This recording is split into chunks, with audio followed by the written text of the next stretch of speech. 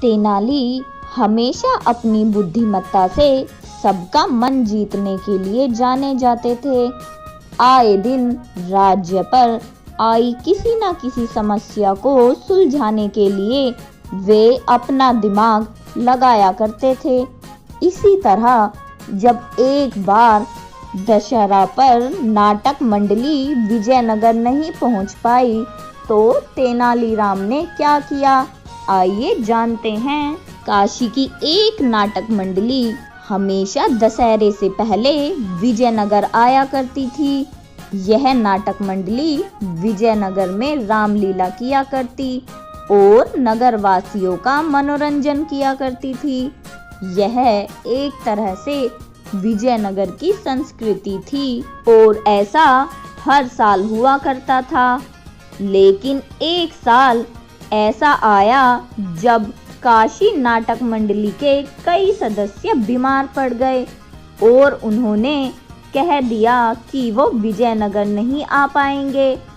यह सुनकर महाराज कृष्ण राय और सारी प्रजा बहुत उदास हो गई। दशहरे को अब सिर्फ कुछ ही दिन बाकी थे और ऐसे में किसी और नाटक मंडली को बुलवाकर रामलीला का आयोजन करवाना बहुत मुश्किल था।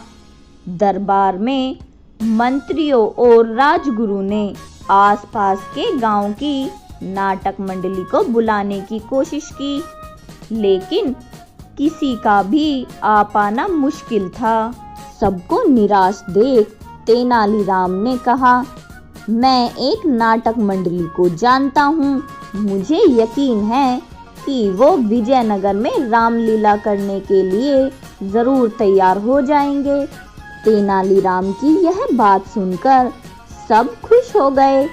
इसके साथ ही राजा ने तेनाली को मंडली बुलाने की जिम्मेदारी सौंप दी और तेनाली ने भी रामलीला की तैयारी करना शुरू कर दिया। विजयनगर को भी नवरात्र के लिए सजाया गया और रामलीला मैदान की साफ सफाई करवाकर वहां बड़ा सा मंच बनवाया गया। उसी के साथ मैदान पर बड़ा सा मेला भी लगवाया गया। जब नगर में रामलीला होने की खबर फैली तो सारी जनता रामलीला देखने के लिए उत्सुक हो गई। रामलीला वाले दिन सभी लोग रामलीला देखने के लिए मैदान में इकट्ठे हो गए। वहीं महाराज कृष्णदेव राय, सभी मंत्रीगण और सभा के अन्य सदस्य भी वहां मौजूद थे। सभी ने रामलीला का खूब मजा उठाया। जब नाटक खत्म हो गया तो सभी ने उसकी बहुत तारीफ की। खासकर नाटक मंडली में मौजूद बच्चों की कलाकारी सभी को बहुत पसंद आई थी। महाराज सभी से इतना खुश थे कि उन्होंने पूरी नाटक मंडली को महल में खाने का न्योता दे दिया। जब पूरी मंडली महल में आई तो सभी ने महाराज तेनाली और अन्य मंत्रीगणों के साथ भोजन किया।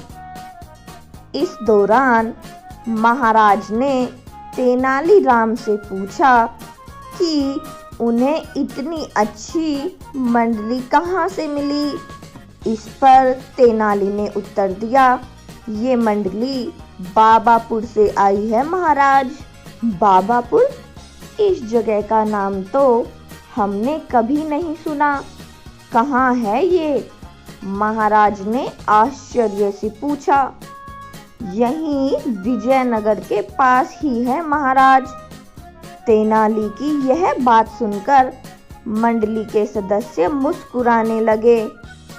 इस पर महाराज ने उनसे मुस्कुराने की वजह पूछी तो मंडली का एक बच्चा बोला, महाराज हम विजयनगर के ही रहने वाले हैं। इस मंडली को तेनाली बाबा ने तैयार करवाया है और इसलिए हमारा नाम बाबापुर की मंडली है। बच्चों की यह बात सुनकर महाराज सहित सभी लोग ठहाके लगाने लगे। बच्चों, इस कहानी से हमें यह सीख मिलती है कि ऐसी कोई समस्या नहीं है जिसे दूर न किया जा सके। बस इसके लिए संयम और बुद्धिमानी से काम लेने की ज़रूरत होती है, जैसे इस कहानी में तेनाली ने किया।